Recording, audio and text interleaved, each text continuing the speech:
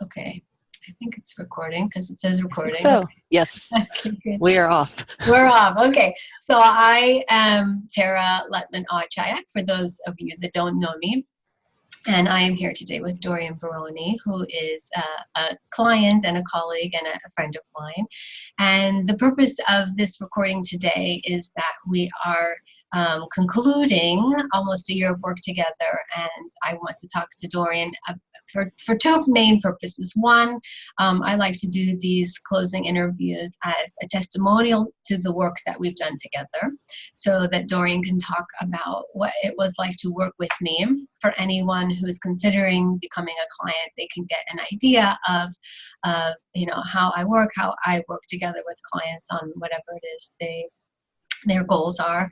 And the other is to share the work that my clients are doing. So today I'm going to have Dorian talk about her specific project, the background, how it came to be, and some other things to inspire you, to give you ideas if this is something you're thinking about doing, to perhaps provide solutions to challenges that you've come up. So it serves that dual purpose as a testimonial and also as like a case study to see what's possible, what is happening, and good things that other people are doing out there. So with that, I'm so pleased to turn it over to Dorian I introduced you by name, but Dorian, could you please give a little background about yourself and talk about kind of how you came to this point that you are and the work that we did together? Sure, absolutely. So thank you for the opportunity. So I am living and working out of the U.S. I'm European by background and have worked and lived in many parts of the world, and am now in the legacy phase of my career. So although I continue to do executive coaching and corporate leadership programs and consulting in organizations, more and more of my work has been focused over the last couple of years in taking all my background of experience, knowledge, and skills and shaping it into programs that are accessible to women online, mostly, to help them bring about change in their lives personally, in their lives professionally, in teams that they might be part of or guiding or leading, and also in the area of looking at how do systems change, systems all around us, meaning organizations, neighborhoods, societies, other institutions. So it's really focused on how do you become a real agent of change your way. And that's what I'm up to. And in fact, that's what it's called, right? Women Agents. It's called Women Agents of Change. Yeah. Yes, it has a website and it has online programs. And it was a slow launch, purposefully, about 18 to 24 months ago with word of mouth participants. It's global in nature because anyone can log on from any part of the world as long as the timing is right for them. It's live, so it's not recorded webinars. And it has begun to form into a community of action and support and mutual support. So it's less about me teaching or facilitating or coaching, and it's more about the women that belong to the programs continuing to support each other. Yeah, beautiful. Which has been great. And before we started the recording, we had a short conversation, and I think one of the things that I've noticed people coming to me in my practice is what you just said, being in the legacy phase of your career. And I have one client who's building an app that's doing that, that's capturing 30 years of her mediation work into an app. And another client who's been teaching for 20 years and has put all of her teaching philosophy and things into this book. And so it's really beautiful to see, Dorian, for you, everything that you've accumulated and gathered and learned over your career being put into this platform that you've created. I'm using the word platform. I think it's bigger than that, broader than that. But I am going to also put a link to Women Agents of Change here in the notes for this recording so people can find you and participate with you if they like. So let's go back. So it's been about a year, it's been over a year actually since we've been working together. And can you talk a little bit about why you came to me, what it was you wanted to accomplish, and what you hadn't been able to do up to that point? So in the work that I do ongoingly in sort of organizational work and then in Women Agents of Change, I'm a strong proponent of accountability partners.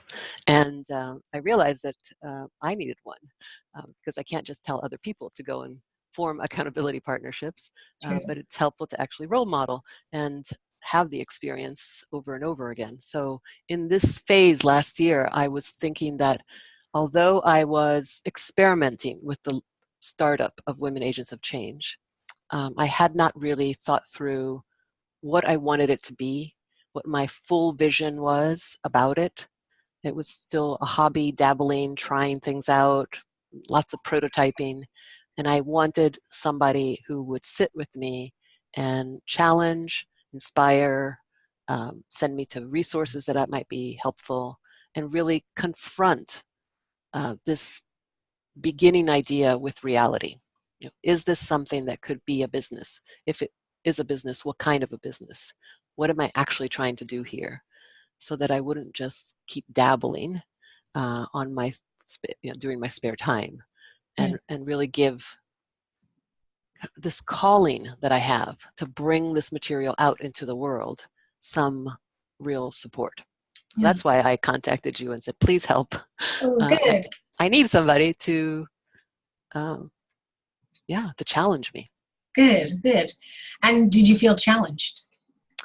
Yes, in the best possible way. Good. So I, left to my own devices, I would probably have kept experimenting and kept it fluid because I learned through the work that I did with you that this propensity I have to keep my options open, which is very helpful in some ways, can also be a trap, because by keeping all options open, no one choice is made and contribute to fully. So it was very helpful to have you as a sounding board, asking me challenging questions, inspire me with some ideas, and making me really wrestle with how much was I really willing to commit to this endeavor. Good, good. I'm glad to hear that. Good. Can you talk about maybe 2 or 3 things, in addition to what you just shared, specific outcomes that you reached with the project? You know, if being more committed or taking certain steps that resulted in something. Can you talk about a couple of examples?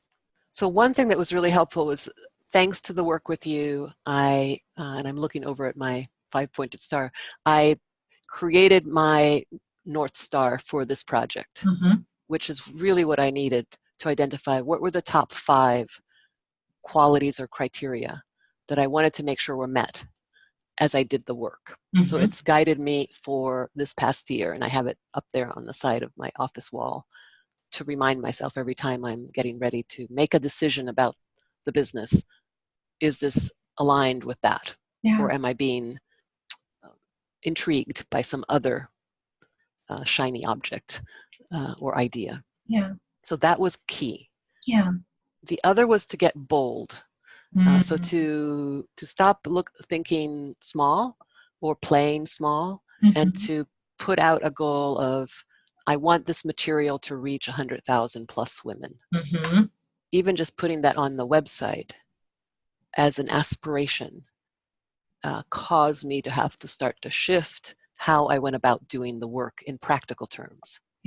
So recording some things and making them available on YouTube and getting a website redesigned, just practicalities on that, and also communicating it to participants and thinking through new models of how to do that virally. So obviously I'm not going to reach 100,000 people, I don't believe, but it is part of our collective now endeavor once you sign up for one of my programs, that you are part of this movement to reach 100,000 women in some way with this material. And so that is starting to happen, Yeah. which is very, very fun and exciting and meaningful. Yeah. And then I think a third thing was to realize that partnership was key, that I had been doing all of this on my own. And although I love the independence and freedom of just making it up as I go along and being a founder and not having to confront the complexities of a partnership, I needed to find a resonant partner because I couldn't do it all on my own. Yeah. And so I did. Once I set that intention and realized it was a core requirement and also part of the tone of the whole endeavor, lo and behold, she appeared. Yeah. And I've started to work with her. Yeah. Yeah, and really successfully too. It sounds like a really successful partnership. It is. Yeah. It is. Yeah. We complement each other, and we're both committed to this work, and we're different. Yeah. Yeah. So, complementary, maybe. Yes. Complementary. Yeah. I want to go back to your second point about being bold and setting this goal to reach 100,000 plus women with the work, and just bring up a couple points. I think when you talk about being in the legacy phase, and it sounds like what you're creating is also something that's going to live on, not just in what you put up on the website or what stays there, but in what is being created in these women and what they're creating in what they're creating. And one of the things that, if you don't mind me sharing, I hope you don't, that there is no one way to create it. I mean, we talked about some possible revenue targets, and what was the size of it, what was it that you wanted to create as a business, which a business is typically tend to aim for profitability. So but the other kind of point of tension that came up was I don't want it to feel necessarily like I'm chasing revenue. And so to hear you talk about kind of how you resolved that tension in reaching the numbers that you wanted to reach, but doing it in a way that felt really in alignment with what you're creating. I'm really pleased to hear that that was one of the outcomes that you got from it. And I find one of the joys in working with people individually is that they get to do it the way that it's kind of coming through them to do it, that there isn't really one formula that fits one person. There are perhaps tips or models to follow, but eventually the goal is that you find your model and the thing that works for you. So well, and if I can add, what was really helpful in the work with you was that you provided enablers to support the design that was evolving my way. Yeah. So I could evolve it my way, and I also could have resources that if I needed X, Y, or Z, I could rely on your pointing the way or asking the question or even referring me to a resource. Good. Let's see. Okay, I think actually, looking at my questions, what did you enjoy most about the process of working together? Well, the accountability of sort of knowing, Tara's going to ask me some difficult questions, or questions that are difficult for me to answer, not necessarily out of a sense of you want to provoke something, but just by you asking the important needed questions, it brought me into some soul searching on what is it I'm actually doing, why am I doing it, why am I resisting what I'm resisting. So it was a lot of inner work as well as outer business work that came about. Yeah, I trick people like that. I'm just kidding. Deeply helpful. It is. I had there is no outer without inner work. Yeah, no, it's true. They do go hand in hand. And I had my coach would say to us so often, building a business is the best personal development program on the planet, because you Yes. face yourself at every turn, and Yeah, uh, absolutely. It's an good. act of creation. We Yeah. often think of artists as creators, but founding a business, starting a business idea, beginning a movement is just as much of an artistic endeavor, and it I agree. requires just as much. I agree. I agree. Yeah. Well said. Good. Um, let's see. I already asked you that question. Can you talk a little bit about, and maybe give examples, if it's okay, about results you're seeing in the community of women who are participating in your programs? How are you seeing this kind of the domino effect? Yeah. Can you give an example? Well, one thing I'm seeing is that I don't need to curate the conversations that are happening in the settings which we have set aside for the community. So on a closed Facebook page, on a WhatsApp group, and through other media, it's the conversation is alive and well and thriving as a collaborative effort, and that to me is a sign of a live, Yeah. real, engaged community, not just a community in my mind that I am posting to constantly, and I'm the only one posting. So that is sort of an outer sign. I have gotten feedback and testimonials from many of the women that have participated that has changed the way they work day to day. It has changed relationships. They have initiated new projects that impact the well-being of other people. So this design for generosity, which was part of the elements of the business model, has translated into people starting up circles, book clubs, nonprofits, activities, blogs, podcasts. I mean, it's just growing of its own accord. And it's obviously not all due to this program, but the support that this program or these programs have provided have been instrumental for some of the participants. And Yeah. that's just such a joy Yeah. to see. Yeah. Good. Good. Good. I like that. Seeing how I like this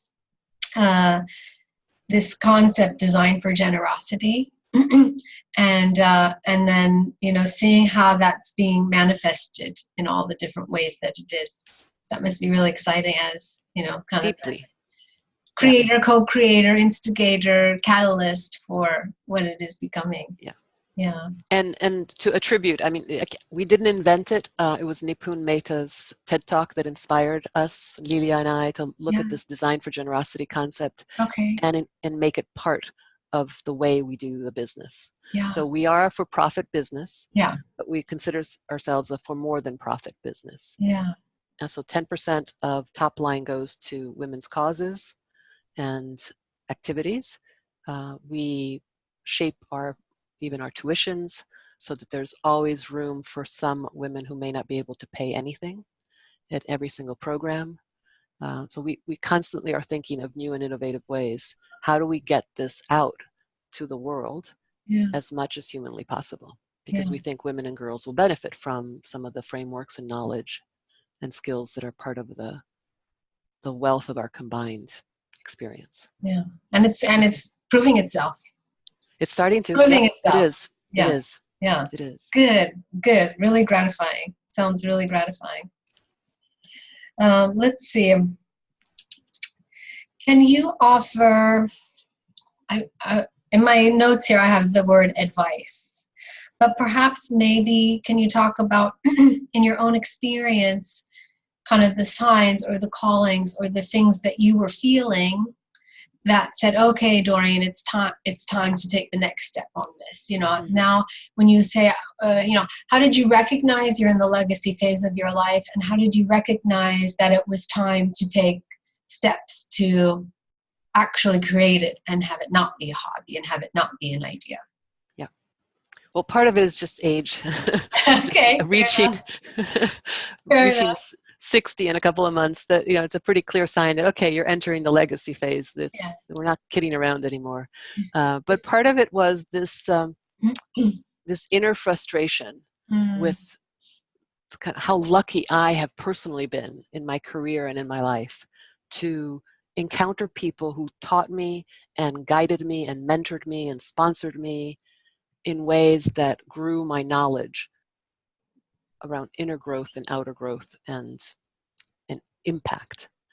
And I thought, and I kept thinking and feeling that it was unfair that a select number of women and girls out there get access to this kind of readily available, actually, information, either through just sheer luck or privilege or socioeconomic status or educational opportunity. Just a small percentage of women worldwide get access to this information around change. And the frustration kept building. And then one day I had to sit and think, I cannot be just angry about it or frustrated or feel guilty that I am one of the few that has had access to all of this wealth of knowledge, like many others who are in certain positions in corporate entities. I need to do something about it. And the switch felt so right. That kind of inner voice that said, yep, it's time to do something about it, not just opine or post things on Facebook or talk to friends about it. You actually need to get into action. Yeah. And I don't know how to explain it other than the muse of time. Yeah, well, I think that you did a good job talking about the frustration. It sounded like, when that got uncomfortable enough, I don't know if uncomfortable is the right word, but there was this tipping point and it was like, okay, now it's time, because enough of the frustration and the angst. Now you see, I can do something about this. Absolutely. And it's interesting too, as you were talking, what I was thinking of a little bit was just packaging. Because you said, this information that was readily available. And so, and I think about other things in life. There are ideas that are readily available, or products, or it could even be, I don't know, corn grown in Turkey, where I am, can be, or Turkish apricots, dried apricots are very famous. So I'll use that example. So, that these are packaged up. My grandparents used to eat them in California. So sometimes just the packaging of something, and that takes kind of your vision and your seeing. If I can just get this into the hands of these people, I can nourish them and satiate them and delight them. And so sometimes that's what the solution is like you said, not reinventing or creating something, but just packaging it in this way with the intention of getting into as many hands as possible, kind of actually created the structure for what it would be. Absolutely. I think in some ways Women Agents of Change is a platform to provide access, because my ego might get caught up at times in thinking, I'm going to deliver every single fantastic transformational program in the universe. And that's ridiculous, of course. There are so many amazing programs out there that can be accessed that people don't know about. So I've also transformed Women Agents of Change in the last 6 months to be also a place where alliances can be showcased. Because there are many, many people doing amazing, great work out there in the area of personal development and professional development who just need a little bit more exposure. So if we're designing for generosity, we should also design for people to go to other people's programs. There's no need to just attend something that we're delivering. Yeah, it's true. I think of how many times I'm listening to a podcast and someone mentions a book, and then I'll go read the book and it'll mention a philosophy, and I'll go. So it's very organic, connective. Yeah. How to leverage these webs of interdependence in ways that are accessible to more and more people. Yeah. And I think, Dorian, that's one of your strengths is, I'm going to say being a connector, but kind of being exposed to so many different programs and people and ideas and modalities, and then to be able to present them through this platform, I think is something that's a strength of yours that I've seen. And one of the things that I think kind of came out in our work together was, don't fight, don't choose, or don't select, or don't fight your natural inclination to want to promote those things, and incorporate it into what's happening. So, yeah. yeah. And I think, that was key for me. And I think it's key actually for anybody who wants to start their own thing, is find your joy. Find you're no big deal. Sometimes you may not even see it. So it's really helpful to have a coach who says, wait, Dorian, or Jackie, or this is your no big deal. This is the thing that you do almost naturally that might be useful. And then pay attention yourself. I had to pay attention for myself. What just brought me joy that I literally, the time flies by and I don't even really feel time flying, passing when I do it. And then if those things can be part of the criteria for the business, it just, it's bingo. Amazing. Yeah. Bingo. Good. Let's see. Okay, so this is my ego question. Actually, not an ego question so much as if someone is considering working with me, what would you say that they might be hesitating? I don't know if Tara is the right person for me. I don't know if, she's going to be able to help me with what I'm working on. So what is it that you would say to them, that was helpful for you, that you think, that you could offer that, perhaps are my strengths in the work that we do together, so they can understand, okay, I want someone like that. Yeah. Well, number one, I would say, don't hesitate. Just get online and schedule an informational with Tara, and do not even, just let that one go. Call her, write her, email her, get in touch, because once they meet you, they will know. But other than that, enthusiastic support of your work. I would say, well, for me, you were incredibly attuned to what I needed. Although I knew you had a system and a logic and a methodology that would have really helped me, you allowed me the opportunity, and we talked about this offline as well, of off-piecing, of saying, oh no, that structure doesn't feel right to me. I don't want to look at it. I want to do it this way. And you would follow me there if it made sense. And you would also very skillfully redirect me back to the methodology or framework or structure that might have been more helpful. So you met me where I was all along the journey, including timings and other such things, which is a gift. Not everybody would do that. Others would come in and say, this is the method and this is how we're going to do it. Just follow my lead. Stop complaining, whining, whinging, deferring. But you very skillfully did both. You followed where I was trying to go off piece for whatever reason, and you got me back on the path. And that is the best coach. Thank you. Yeah. Good. Thank you. So hopefully that's helpful Yes. for you if you're watching this. So anything else you'd like to share, Dorian, about your own work, about your own intentions for what's coming next for you, or anything, just to kind of, bring this to a close? Let's see. Well, I would say that anybody who's watching this who's hesitating, step across that fear threshold. It is all in your head, and find an accountability partner, call Tara, work with somebody, and get going on your dreams, because time is of the essence, and there's no time like the present. So just do it. Just be it. And know that it'll be scary. It's part of the package. It's part of the adrenaline of stepping across that threshold. So don't think that is a signal that you should not.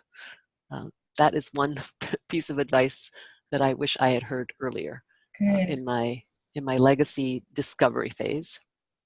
Absolutely. And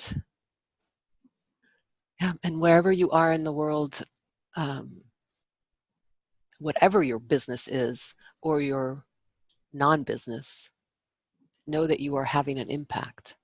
And so getting clear on what is that impact you want to have makes a huge difference. So a little bit of intentionality goes a long way, has been my experience. Beautiful. Good. And I just wish that for each of the people who might be watching this. Thank you, Dorian. Yeah, I'll just follow up on one point that very beautifully said. I was listening to the audiobook version of Gretchen Rubin's book, The Happiness Project. And she was talking about some research. This is to your point about, okay, no, it's going to be scary, because she said it was about speaking with children or talking to people about taking a big step, and oftentimes it's our inclination to say, oh, it's easy. It's easy. Just, do this thing. And actually, people were more motivated when you said it's going to be really hard. It's going to be really scary, and it's going to be really challenging, but you have what it takes. So getting people prepped up for the fear and those things is actually more conducive to getting them to the results. So I'm glad that you mentioned that. And of course, everything else that you said is true too. So I couldn't agree more. It is demanding, but beyond worthwhile. Yeah. Well, thank you, Dorian. I'm going to bring it to a close here, and I will put, I'll link to Women Agents of Change. I'm also going to try and find that TED Talk you mentioned. So I'll get the link from you for that. So I can include that here too. I will do that. And then I'll also include my contact information if someone wants to follow up with me. But with that, thank you, Dorian. Thank you very much. Everything. And I'm going to stop the recording now.